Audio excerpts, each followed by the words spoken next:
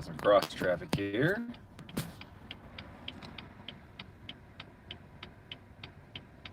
Get some good glares going on.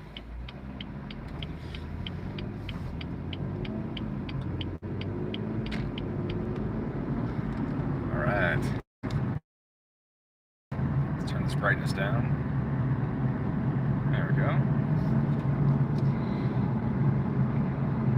Hello, everybody. It is what is it? Tuesday? I think it's Tuesday. I'm a little displaced and traveling and doing stuff. Morning, dude. Car tech and toys. Back in the PNW. Yeah, we tend to call this the Inland Northwest, not the Pacific Northwest where I'm at now. Right? Inland Northwest. Yes, I am back in the northwest side of the country. Back home. I'm in my BMW. It was a little mad at me, actually. It didn't like being left for a week. I got back in it, and the turbo was laggy, and the tires were all flat, spotted, out around, you know, from sitting. It was angry. It's good now, though. Yep, it's good now. Let me show you. I can turn this phone around here because the button is behind the camera. It's beautiful. It is beautiful. There's no smoke in the air. The sky's blue. The mountains are clear. You can see almost the way to Canada. I'm going south now, though, so you know there's smaller mountains over here than in front of my house. It's great. So no fires right now, and it's just beautiful. It's a beautiful day. It's 57 degrees. The air is just that perfect level of like crisp to it. You know, it even tastes good. I love it. It smells good. It tastes good. It feels clean and pure, like a mountain walk out a trail kind of thing. You know, it's perfect. I love it. What do we got going on here? Let me get my live chat back up again. Okay. So I want to share some things with you guys. A couple things. One, I took on another project, and I know people that know me know that if there's one thing I am not short on, it's projects. But this is a different kind of project. This is a job. I took a job. Well, we're still in negotiations with this company, actually, but they would like me to help them, and I think it'd be a great opportunity and a lot of fun to help them. Now, they offered me money to work full-time for them, but that required me to move to Cleveland area, Akron area, and that's just not fucking happening. I like where I'm at. I love it here. I joined the military and was gone for 20 years, and all I did was dream of coming back home again. So I'm home now, and I ain't fucking leaving. Just ain't happening. Especially not for somewhere that close to the Great Lakes. Those winters, no thanks. And they offer me some good money. Good money, and I can't deny that. Probably more than I make now, you know. But at the same time, there's more to life than money. That was one thing the military taught me, was that job satisfaction and happiness overall is way more important than just the cash. You can buy a lot of toys with cash, but I don't know, just grinding every day of the week to only get the weekend to try and be somewhat happy, that doesn't make sense to me. I want to be happy every day. So I chose less income so I could be happier, and that's where I am now. So that being said, though, it's in media. So it's a company. I'm not going to get the name yet because things aren't 100% yet, but it's a company that does magazines and online stuff and training videos and all of that. I honestly had never even heard of them before, and I looked into them, and it turns out they actually do a lot of stuff for a lot of companies, like Bosch and stuff like that. So KYB and Hunter and Coates and all that kind of stuff. They do videos and yeah, it's really cool. So I went to their facility, saw their shop area where they have all the equipment, and saw some of their filming areas, and their sound stage stuff and their testing center and like all kinds. It was really neat. It was really neat, and it's going to be a lot of fun. But that also means for me a couple things. One, I'm going to give them probably about 20 hours a week, but it'll be like in the evenings. You know, I'll work on the projects that they want me involved in after my normal hours and stuff. When I'm usually playing video games or whatever, I'll work on this stuff. So I have those hours available to do things. And my role will be technical editor. So I'll be providing more a more educated content, basically, to that they have guys that are great at making videos, great at writing scripts, that kind of stuff, but they don't have the technical know-how to always get the wording right or have a way of describing it or explaining it. So my job is going to be to write scripts or modify scripts so that they can have a video that makes more sense. Maybe it's more organized, maybe it's more technical, maybe whatever it is. So I'm looking forward to that. Also, I might spend some time in front of the camera there to do some filming, whether it be with the crew or actually doing the acting, essentially. They also discussed potentially starting a weekly live stream from the shop, where I do just an hour and a half or 2 hours of Q&A on a much larger platform, and discuss specific topics that they put out, and it would be not as informal as this, but nearly as accessible, but an opportunity for me to cover something and then answer questions, and they want to do that here, so I don't have to go anywhere. So they would send me equipment, potentially even a crew, maybe a crew the first or second time to help get me set up, and then I could set it up myself or with my guys here, and then have these hour and a half long education streams where I answer questions and provide references and all that kind of stuff. So that would be a lot of fun. I love doing that. I love teaching. As some of you know, I was a teacher for a handful of years, and I volunteer at the college before COVID, and I help mentor kids in high school, Portland High, and I, a lot of that kind of stuff. So I like being involved, and I like teaching. So I think this job is really in my wheelhouse,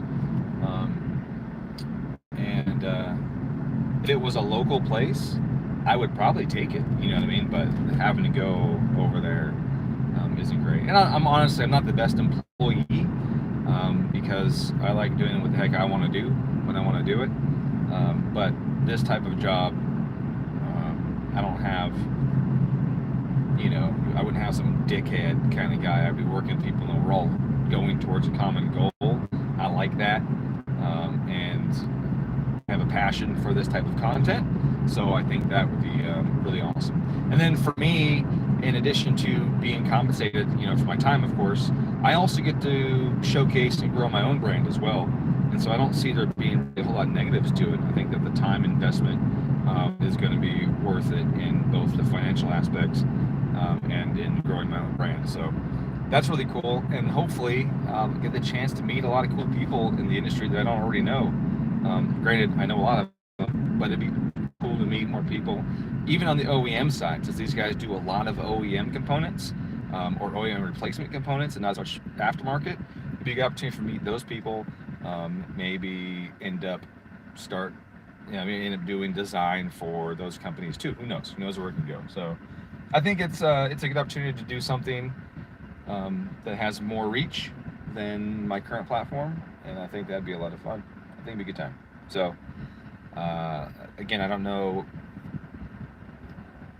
when it's going to happen yet. We still need to discuss, the compensation aspects of it, and what my workload would look like. And I think we're going to make that phone call today and do that. But I'm excited, though. I'm excited.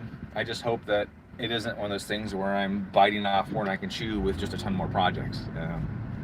So I've been sitting on the plane yesterday. Oh my God, my flights back yesterday were freaking terrible, so terrible. United just right in the booty, over and over again yesterday. It was just one thing after another, man. I got the fucking, I think they stuffed the whole 737 in my anus yesterday. It was just fucking terrible.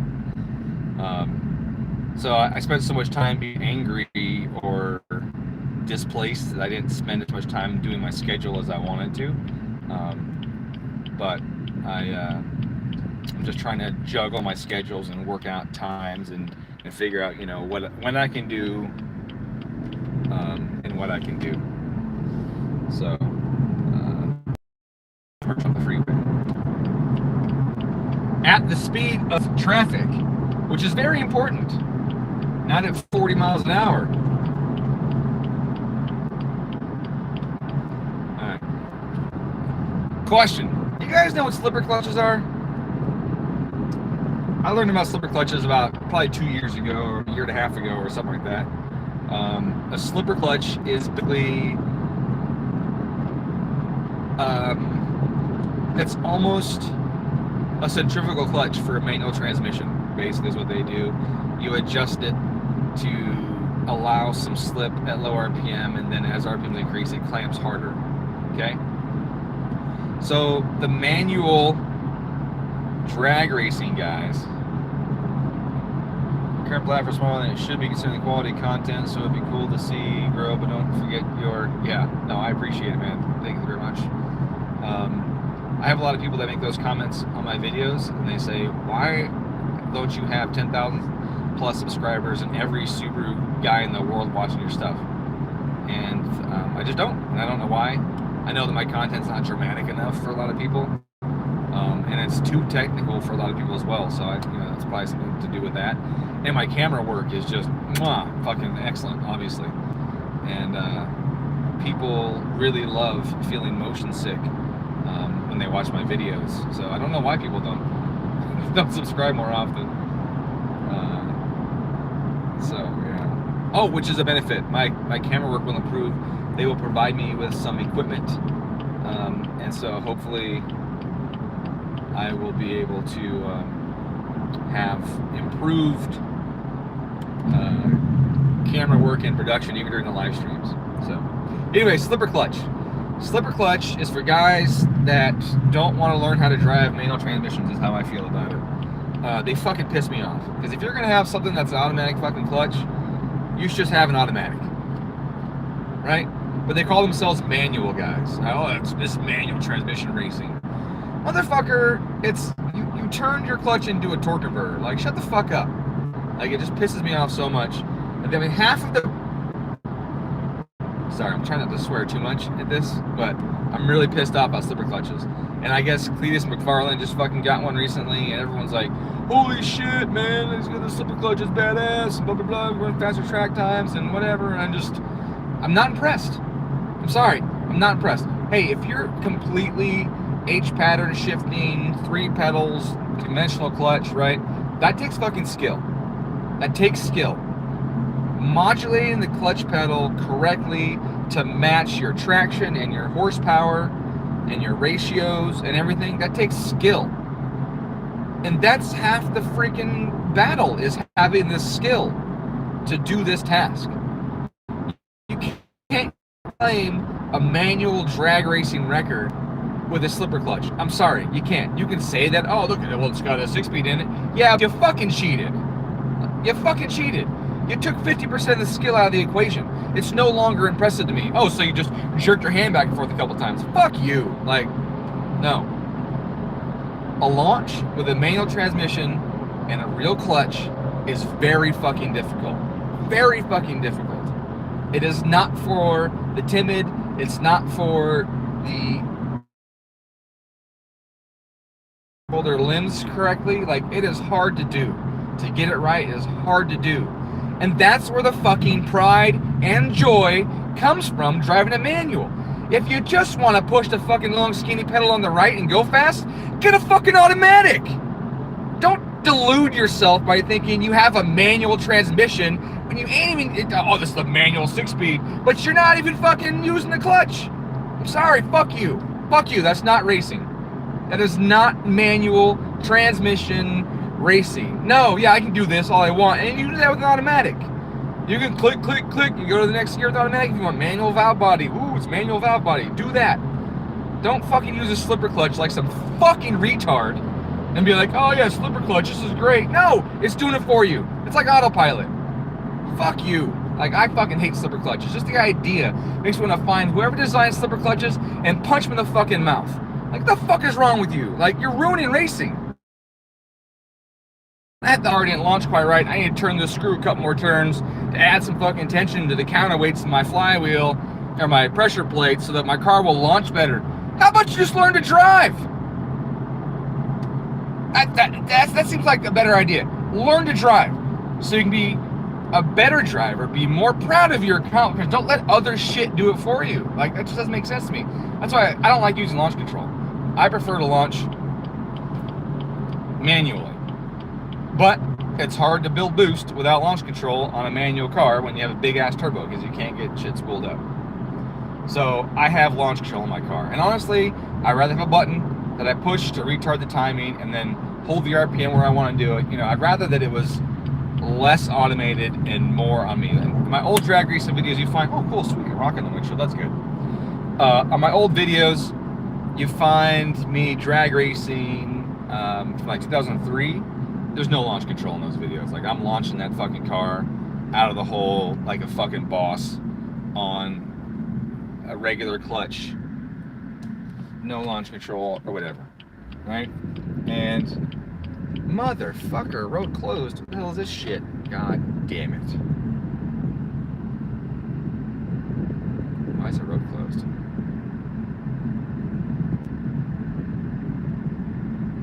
Well, I didn't see signs about it. What was they redoing that area? Guess I'm going to the shop a different way. Anyways, I fucking hate slipper clutches. They remove a very, very important aspect of the skill needed to race a manual, and it just doesn't make any fucking sense. It doesn't make any sense. If you want an automatic, use a fucking automatic. I mean, automatic transmissions generally can hold more power than a manual. So if you don't want to fucking drive a manual, don't drive a fucking manual. Just pisses me off. My friend was talking about getting a slipper clutch and I just started fucking screaming at him. I hate it. I hate it. You know what? You have dog boxes, so you don't even got to use the third pedal when you're shifting, and that's fine. That's great. That's dog boxes, and they're not actually that easy to drive. They're actually relatively difficult to get right. The launch, though, the launch is so crucial to drag racing. It's so important. It's so important. I don't understand why people want to make it automatic. I just don't get it. It's so important and requires so much skill and so much prep. You know, like to get that sucker just fucking perfect takes a lot of effort, a lot of practice, and I don't know. I think it's worse than EDM. I know that you're like, wait, what? Because a guitar and drums and a keyboard, right? Playing that stuff takes actual skill and practice, and you gotta learn it. But with a lot of EDM shit, you can throw down this thing and go click a spot at this time signature and go boop, make that noise. And then click over here and go boop, make that noise, right? It's creative, but it doesn't take skill with an instrument to do that. Let's see what we got. All right, let's see, I got some questions coming in here. I got some LMAOs and that kind of stuff. All right, let's see what we got. Too technical, yep, I said that. I look forward to seeing what you do with the production crew. Yeah, I'm actually really excited. Sorry about my hand, I'm trying to drive this at the same time, so I'm trying to be somewhat responsible and all of that.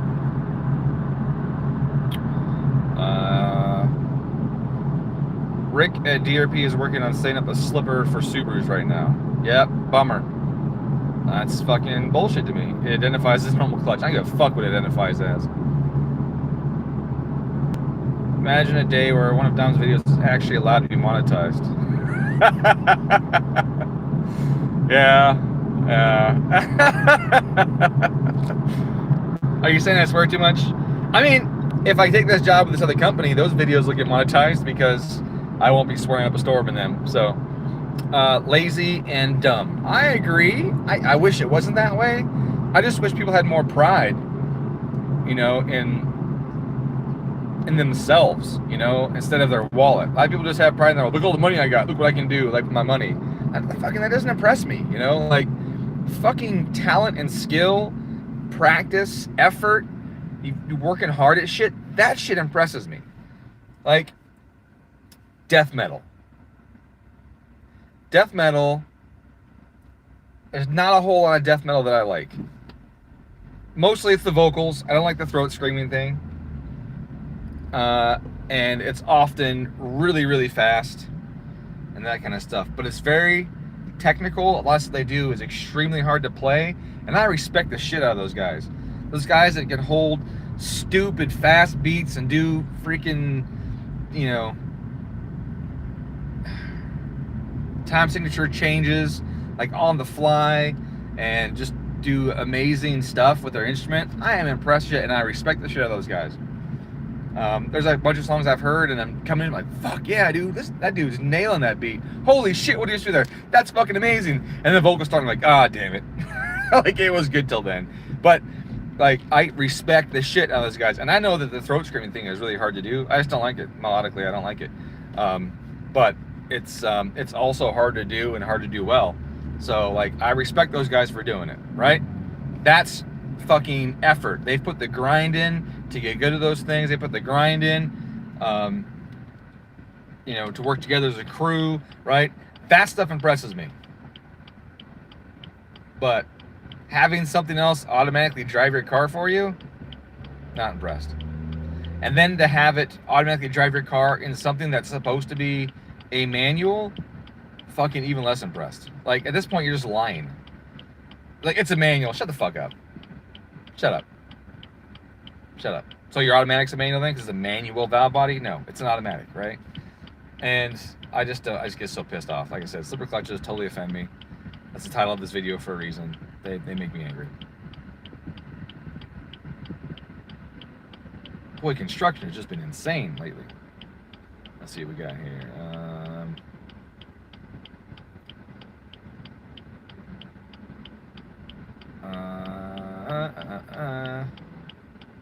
Holy crap. Okay, here we go. I had to go back quite a ways. You adjust your transmission VW to shift different. It sounds like your dual exhaust valve doesn't open readily as mine. My exhaust valve is always open. My exhaust valve is oh wait, that's not true. I'm in comfort. So mine opens in sport mode. It stays closed in comfort, opens in sport mode, and opens in sport plus. But I have a muffler on here and less resonators and that kind of stuff, so mine is overall louder than factory. And so even with the valve closed, it's got decent volume. But my valve is normally shut unless I'm in sport. Come on, let's go back. And my transmission is tuned. I did a transmission flash on it, and I adjusted the ratios from the tune. Actually, the ratios, not the ratios. The timing, the shift points. So you can put the XHP tune on there, and then you can adjust the ratios. I felt they had some that were too soon and some that were too late, and so I adjusted those shift times. And I'm telling you, it's way better than they offer it. To me, it drives so much nicer. It just all the timings are correct, and I literally had like a 45 degree on their chart, because you can go plus or minus RPM, you know, with the shift points. And mine, I believe I have it like this, where I engage, I upshift later in the lower gears and earlier in the higher gears than where they have it. I think is where it was. I don't recall, but dude, it drives really fucking good. You should drive mine when you come up. You can drive this one, you know, see what I mean. And then if you want those settings, we can punch them in. but I think it's a good place to start because it really does shift really nice, really good. Many people care less about enjoying the experience these days. Yeah, the satisfaction of doing something difficult is surpassed or usurped by the desire to win at all costs. People want to call themselves winners, is what you're saying? Yeah, I don't know. I get that, and you're right. There are a lot of people that want to win any chance they can just so they can be winners. I compete more with myself, I think, and that's what drives me and motivates me more is improving myself and my skill and getting my like personal best is really important to me. Yeah, I take pride in the records. I take pride that we have, that I tuned and helped build the fastest all-wheel drive Subaru up Pikes Peak back in 2015, and it still holds, right? I didn't drive it, I just tuned it and helped build it and designed a few support systems to help it be better at Pikes Peak. And so I'm proud of that. And not because it really that winner, but because I was able to apply my experience with airplane engines and high altitudes into a race scenario and have it win. I also apply those things in endurance racing when I build cars for endurance racing and that kind of stuff, and that's and that's cool. And yeah, obviously, I like to win, but that isn't my sole motivator, or driver. I don't need to just fucking win all the time. I want to just improve. And that's my primary motivator is just improving, self-improvement, which is why I go to school and take classes and everything else. And I know a lot of people, they don't want to increase their education, they just want to increase their status. And I think with as little effort as possible, which is basically what you're saying, oh, look how good I am, I can buy my way to the top kind of stuff. And, that's not me. I don't know what my price is to add to buying things. I don't know if I can be bought or not. I don't know what my price is. I know it's not mid six figures. Like, I wouldn't move to California or Cleveland for $300,000 a year. So I don't know what my price is, or if I have one. I'm not sure. Let's see.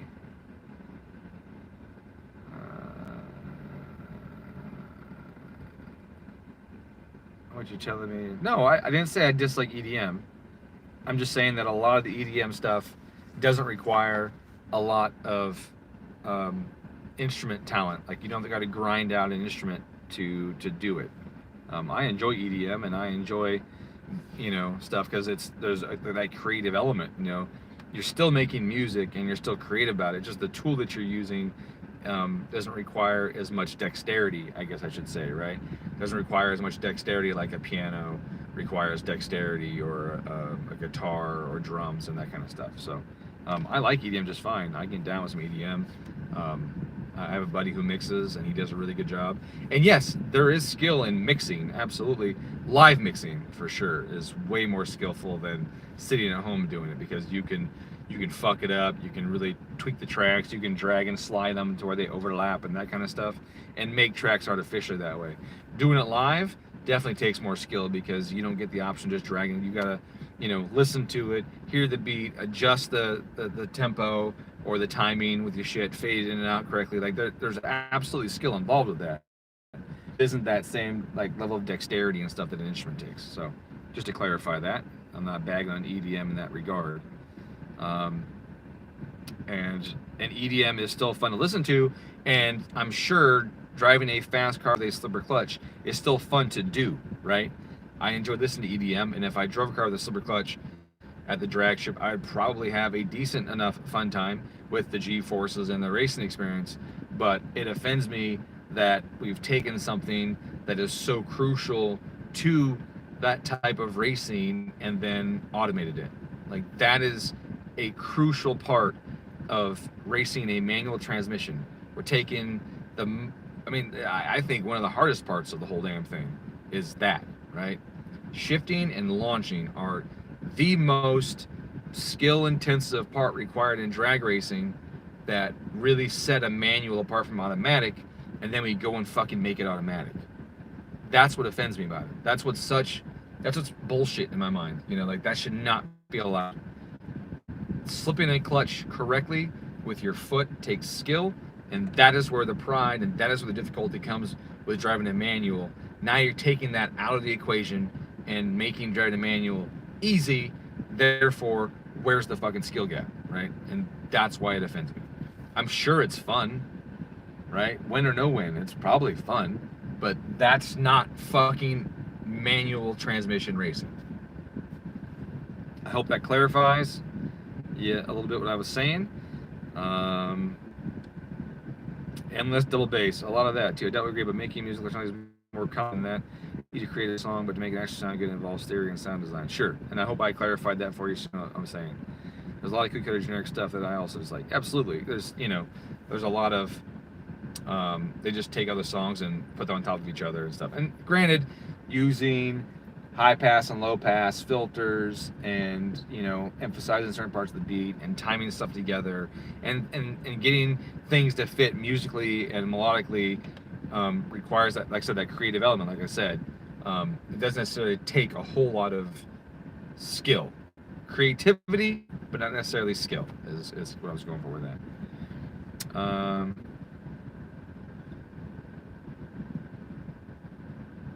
Hey, did you know, I don't know what that is, manager, I don't know what GAWR is.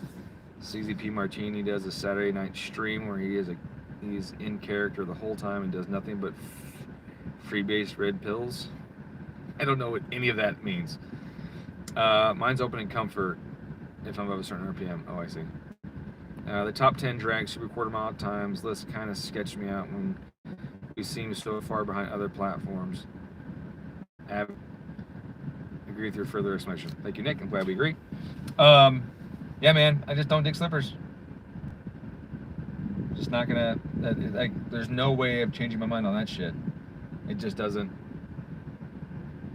I don't know. Like I said, why? It's either fucking manual or it's automatic. Don't make your manual automatic and then claim it's manual. Don't take out the most skillful part of the whole damn thing. I mean, you see these high horsepower cars, Raleigh's car and CJ's car and all that, and you see them racing and you see the difference over time in the setup, the suspension, the way they slip the clutch. Like, you can watch that car, early videos, back ends hopping, right, as they're fucking getting things figured out. And then as they adjust and tweak all those things, they get the car to squat and leave, and it's getting better and better. Well, that squat and go is just as important about the way you apply your foot as it is the suspension setup. And then being able to slip the clutch the right amount to not grenade the fucking thing every run, and then also get down the track. I mean, like, it is difficult. And honestly, I'm not fucking great at it. I'm better than a lot of people, personally, but I'm not the best at it. I have a method at which I set up my launch RPM so that my slip, the amount of slip I need to do, is reduced by adjusting my launch RPM and how I set it up around that, so that I don't have to I don't have to step the clutch too much coming out. I can either do a rate, right, or in some cases even just a dump based on how much traction there is. So I wish I was better at it, but I won't improve because I don't have enough time on the track anymore. I think I've drag raced 10 or 12 runs in the last 12 years. Like, it just hasn't been a lot of drag racing for me, right? And so that skill declines. And now if I was going all the time, then absolutely I'd be better than I am now. And anyways, so I'm here at the shop. Got to work on this GTR today. Hopefully it's ready. It's been kind of weird, and GTRs have fucking horrific, not GTRs, I should correct that, Nissans and Skylines of all types, RBs and Ks alike, have horrific idle control. I don't know what it is about them all, but their idle control motors are almost always taking a complete shit, and they just have terrible idle control. So as often as possible, I yank that fucking bitch out of there and put a standard 2-wire PWM based idle control system on it that isn't absolutely fucked, and have it idle well. This car doesn't have that. Tanner's does. Tanner's car has that on his Skyline, and a few other guys that I've done, you know, SRKAs and RB swaps on or tunes on. We've got a good idle control system, but the factory one is just absolute jank shit. I think it's, you know, they're 90s cars. I think they're just all wearing out. I don't know what it is, but it seems like everyone that shows up idles absolute ass, and you add duty to it, and nothing fucking happens. So, yeah. Anyways, this one's had some weird idle stuff going on. I don't know if it's ever going to be fixed, because I think the guy's out of money or out of patience with the car. He wants it back now, and that kind of thing. So, I don't think it's going to have great idle control ever, unless he, you know, submits that to my recommendation to get a better idle control motor put in there. But those things are a pain in the ass anyways, because they got the individual throttle body with the plenum on the other side and all the linkages and shit, and yet there's still a common plenum on the other side of the throttle blades. It's a shit setup. I am not a fan of the Nissan individual throttle body stuff they have on the RBs, because it's like a pseudo ITB, and it's honestly trash. In my opinion is that they're trash. I don't like them at all. But there is a company that does a drive-by-wire swap on it, where like a GM drive-by-wire motor operates the ITBs, and that makes that also control idle better, and I think that's a really sweet swap. Obviously, you got to run an extra handful of wires into the car to operate, or to get a signal from the throttle position sensor or accelerator pedal position sensor, and then the extra wires to drive the motor and have the 2 TPS sensors on there. So there's extra wiring involved in that. But to get rid of that throttle cable is awesome, because that cable is always jankily routed or something. And then to have that integrated idle control in with the drive-by-wire is really sweet. That's a really badass swap. I want to do one on a customer's car. I don't have any RBs myself, and I don't plan on it. But I would like to put drive-by-wire on an RB, the ITB thing. I think that'd be really awesome. I think it would improve the drivability and the idle control and just fucking everything about it. I think it'd be really awesome. So I do want to put drive-by-wire on Tanner's car. Even though we put a PWM idle control motor on it and it's got cable throttle, I still want to put drive-by-wire on it. Get rid of the PWM control and go straight to drive-by-wire.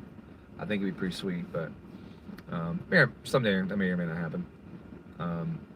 Drive-by-wire is cool because you can get throttle bodies in so many different sizes. You know, you can use an LS throttle body that's 102 or 90 or 88 or 76. You know, you got all these different sizes for your drive-by-wire throttle body. So that's pretty cool that you can do all that stuff so fast and swap it out and then just plug it in again and then hit a calibrate, and then good to go. So that's really neat. I like that feature. And I like closed loop idle control. It's definitely way better for the way to make cars run. I've had guys that are like, oh yeah, the car idle's really shitty, but that's just, you know, because it's so modified. And I'm like, have you seen the video of that LS? That cam is gigantic. And that car starts and idles with a push of a button. Ram, boom, oh, and it's like fucking perfect. The idle recovery is perfect. Every time you rev it, it comes perfect every time. And that thing is way more fucking modified than any car you fucking own, right? And makes more power and has way bigger cam, has way more overlap, has bigger everything. Like, you can make something highly modified run really goddamn good. And it may require a 1300 or a 1800 RPM idle, depending on how fucking aggressive it is. But, you know, you can make them idle beautifully. And to accept that it's just, oh, well, it's just so modified is shitty to me. Now, if it's factory ECU and it's so modified, yeah, because factory ECUs aren't usually programmed with the right type of algorithm to control idle how a huge modified car would need its idle controlled. They rely heavily on the air and less on the timing. But regardless, if it's a standalone, I don't give a shit how modified it is. There's no reason why we shouldn't be able to make that thing idle right with the right equipment. Whatever, you know. So, and I have such a pet peeve about idle. Like I want my shit to be rock steady all the time, and if it waves around or has issues, I get really bent out of shit about it. Hey, that is sometimes absolutely an option. So, um, whoever Southern Motoring Solutions, obviously I don't know your real name, SMS, but yeah, that's absolutely an option. Sometimes, due to the nature of, so some systems they have limitations, right? They're programmed with a limitation how far the throttle body is allowed to move to control idle. And so in some cases, drilling a hole is what you have to do because you can't open it further. For example, that V8, Sean's twin turbo LS, that idles at 16 to 18% throttle position. That's way open, right? That is fucking really far open. And it only has negative 2.7 psi manifold pressure. So it's only drawing a vacuum of 2.7 pounds at idle. That, but it idles beautifully. A factory ECU would not do that. That's why my factory ECU, my Corvette, has a really hard time with it, because it is only allowed to give it like 8 or 9% total TPS to keep it idling.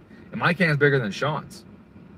So sometimes the hole in the blade is the right answer if you're on the factory ECU.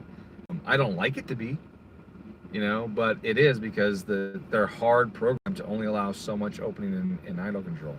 And in some cases, it's an issue between the TAC module and the ECU controls, the drive-by-wire and everything too. Whereas like my one, my C5, it has a TAC module and it has to agree with the ECU, or there's all kinds of issues. So yeah, sometimes the hole's the answer. And I might even do a hole in my car. That might even still happen. I don't know. I'd really rather do a standalone, but the problem is the C5, my C5 is just so fucking cherry that the more I do that stuff, the more I'm ruining the car.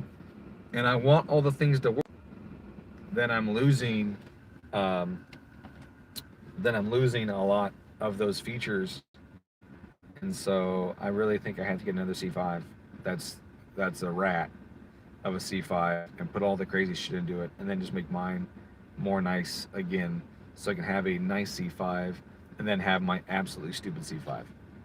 Because I feel too guilty drilling holes in that car or fucking things up, that are making things that are non-reversible, because it was in just such good shape when I got it and everything. So I either gotta just fucking get over it or get another car, is what it boils down to.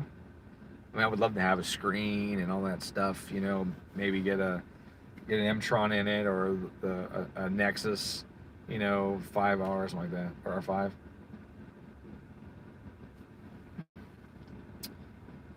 Just got super back together since the accident, right on.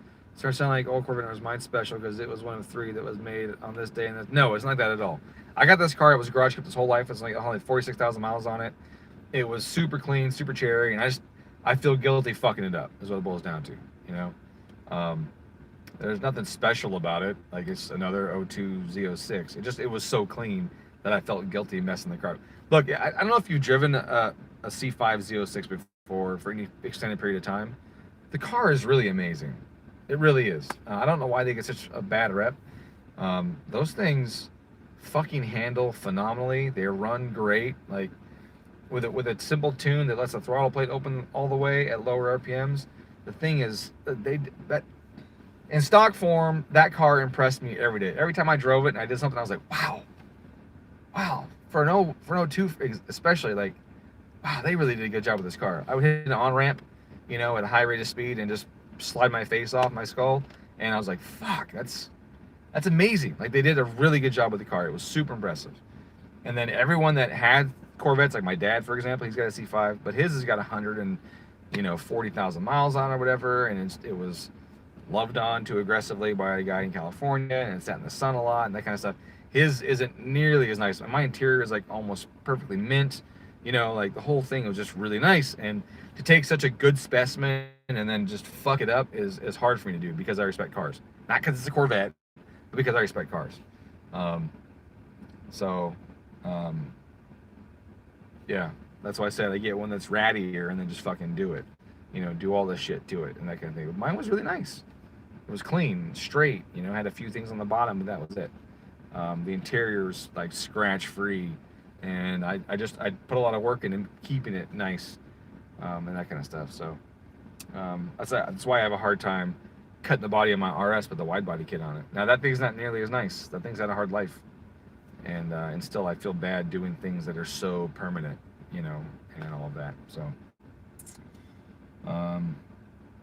but my other GC platforms that started off kind of roachier or already stripped down and whatever, yeah, fuck it. Let's fucking drill holes and let's make things happen, you know? So there are some cars that just get more love than others, and it's not because it's a RS or because it's a Corvette, it's because that one was just really fucking nice. Or that one has some sentimental value because it was my first Corvette, or because it is the one that impressed me the most, you know? I was really impressed with what Chevy did with that. Really, really impressed. That car impressed me every time I drove it. And that's hard to do. There's so many cars, people bring their car, oh, it's modified so fucking fast, and I drive them like, not impressed. But that car truly impressed me. That car impressed me more than the 1,200 horsepower Skyline that I tuned. It might have been 1,100 horsepower Skyline that I tuned a few weeks ago. And it was only 405 from the factory. It was more impressive to me than the Skyline. So that's why I feel bad.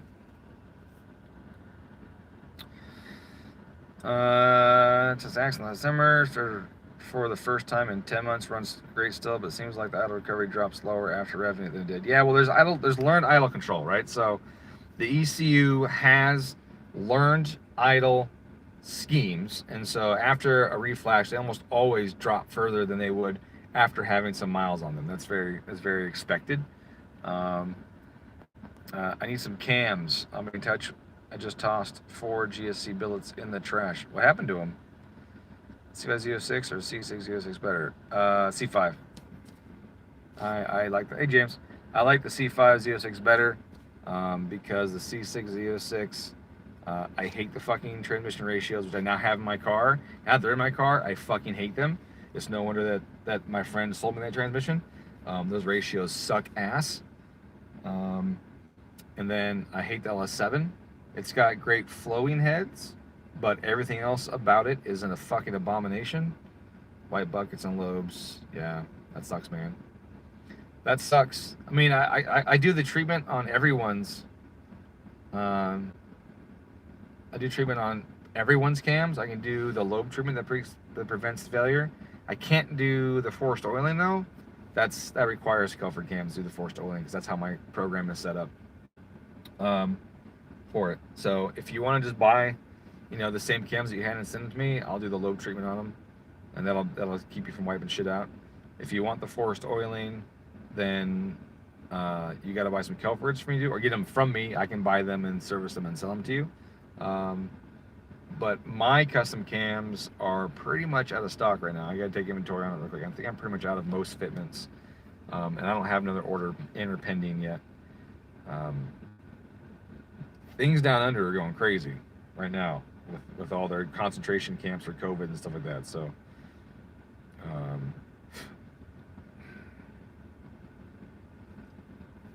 let's see what we got. I'm the same way. I hate to alter, a good example. Yep.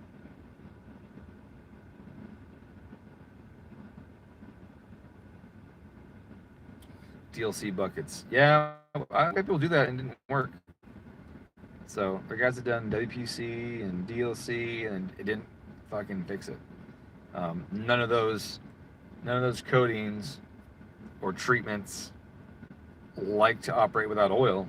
They still don't like that. And none of those compensate for the camshaft flex that does occur that everyone ignores.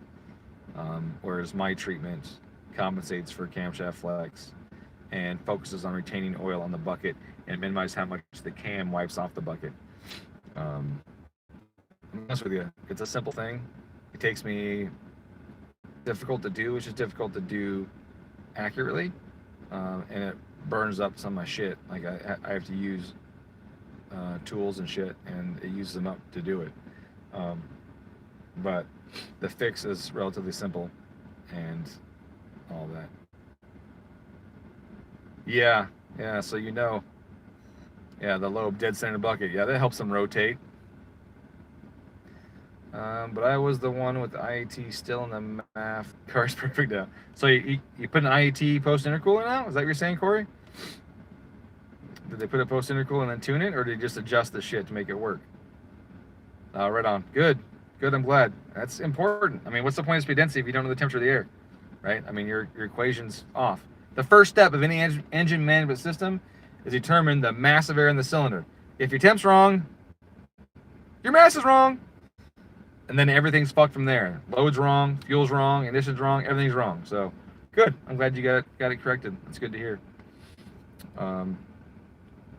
Yeah. So, anyways, I'm going to tune in a GTR. My phone's starting to overheat, anyways. So, just to recap the stream today, I got another job pending, doing better media stuff, better videos, live streams, Q&A sessions, educational videos, and things like that for another company. But I will be involved in technical editing. Man, my fucking allergies been killing the last couple of days. Technical editing, writing scripts, and actually providing the education on camera sometimes. The company is over in Ohio, so I'll be doing most of it remotely, and I'll fly and see them every few weeks or months and do some live filming there and that kind of thing. So actual compensation has not been agreed on yet, and so I suppose it's possible the deal could fall through, but I don't think it will because it's only a part-time gig anyways. So I'm looking forward to that. That should be a lot of fun, and that should be great for you guys too. Hopefully we cover things that you guys want to hear about. That doesn't mean I'm doing what I do now any less, as far as my streams and my videos are just, this crap. It's been great. I hate slipper clutches. I think they're an abomination in racing, and people that use slipper clutches are big fucking pussies that don't want to learn how to actually drive their car. They just want to get the W and say they got the W in a class that they're not technically fucking competing in, because to drive a manual, you need to use the clutch correctly. You need to learn how to use your left foot. You need to have skill, and taking the slipper clutch removes skill and makes it an automatic. Should be disqualified from racing. They shouldn't allow slipper clutches. It's bullshit. And then lastly, Nissan out of control sucks ass. I'm glad that your IAT stuff got fixed. I think that's it. I think that's the biggest part of the recap, and I appreciate it. I appreciate you guys coming around and visiting me during the streams, asking questions, and giving me the thumbs up. So I appreciate it, the likes.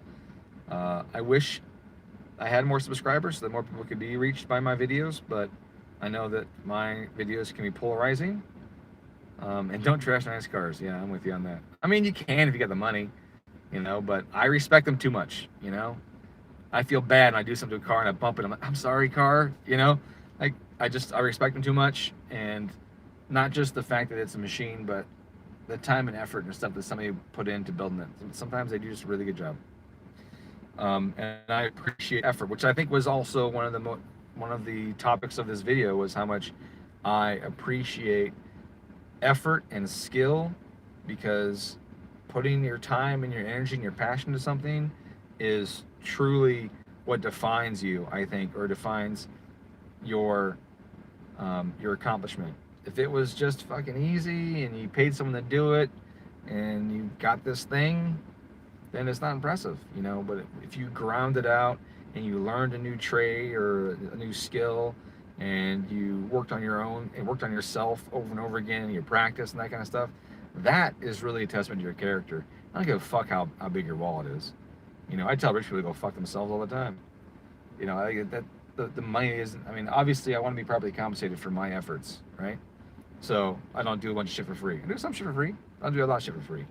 I want to be compensated for my efforts, but I'm not putting my compensation way out there and saying that, I deserve millions of dollars for what I do, right? I just need adequate compensation to maintain my happiness and my quality of life, and we're good to go. I don't need crazy shit.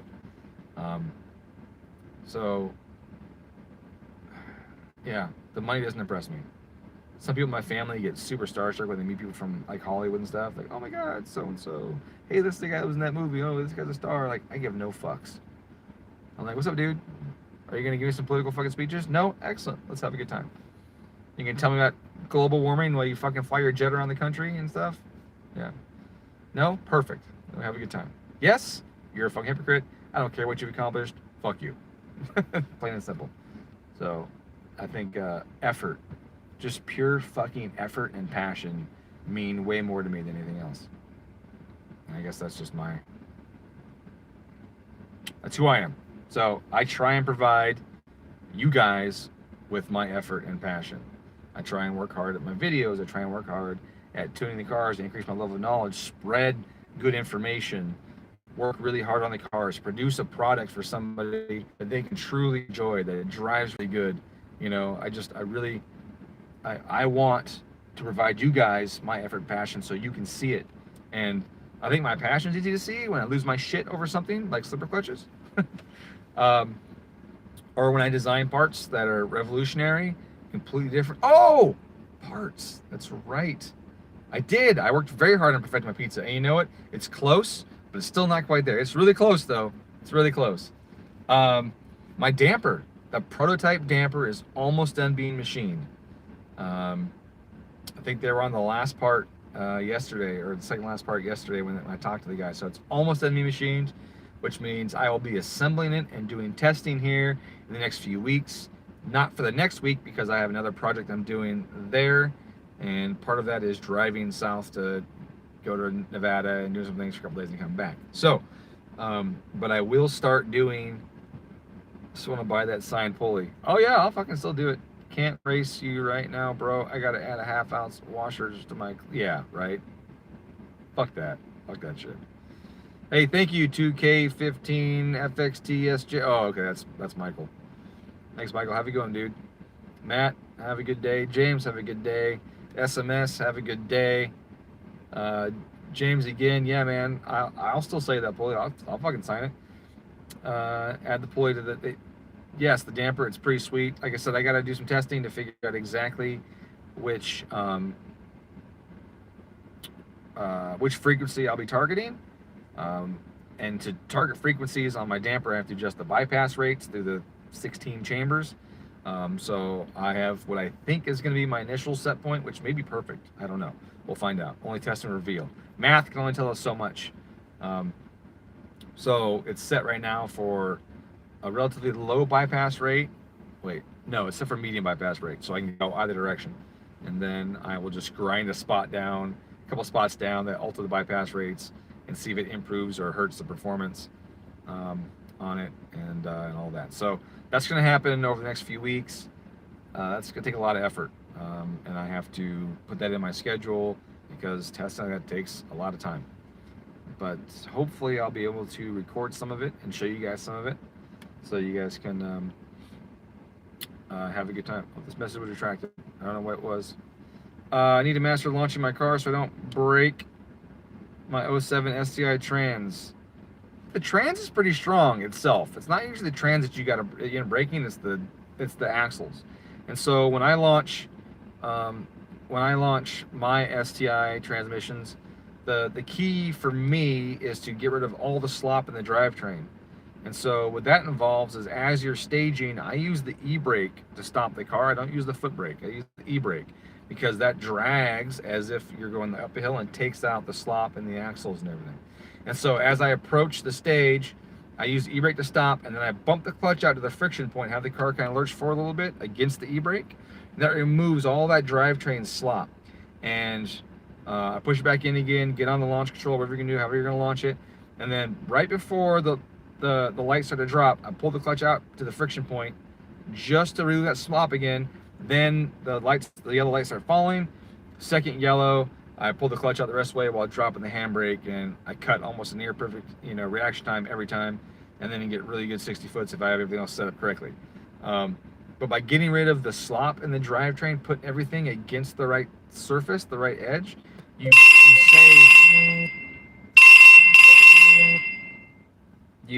save wear and tear and reduce breakage on your output shafts and your axles and that kind of stuff. So it's a bit of a ballet in the car. It takes some skill and some practice to do right. But that's what I do. And even on really high horsepower fast cars, I have yet to break an axle with this method. So yeah, if you pull the clutch out, just the friction point where you feel the car kind of load the suspension and the drivetrain, and you just know that point. You learn that point with your foot. You practice finding the friction point, quickly and know where that's at, so you can get on the line as soon as you're full stage. If you stage before the other guy, then as soon as he's full stage, then you can do it. If you're the last guy coming in to staging, then you do it yourself. You bump it out, you find that spot, feel the car, you know, kind of tense up, you know, everything's got, all the slop is taken out, and then second yellow, just fucking smash and drop, essentially, you know, but you got to modulate correctly. Your ethics is what I like about you, John. Thanks, Bradley. I appreciate it. I try, man. I try. And yeah, I get angry and stuff, but overall, I try and always do what's right for everybody, not myself. Purchase damper is available. Excellent. I appreciate it. I will keep you guys updated on that. Thank you, Mike. I appreciate the kind words. Slop allows some space for lots of force to happen when the slop is taken up. I mean, that's essentially what you're doing, but it's I just forgot the term for it, but it's shock, right?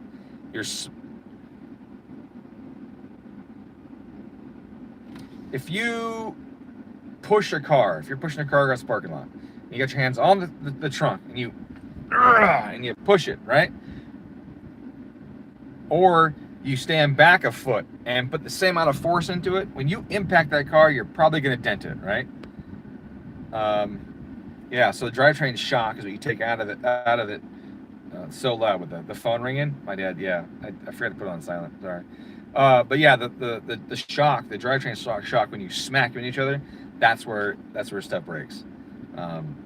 So loading them first and taking all the slop out is what really helps you live. I have guys all the time that first time out they go and snap stuff.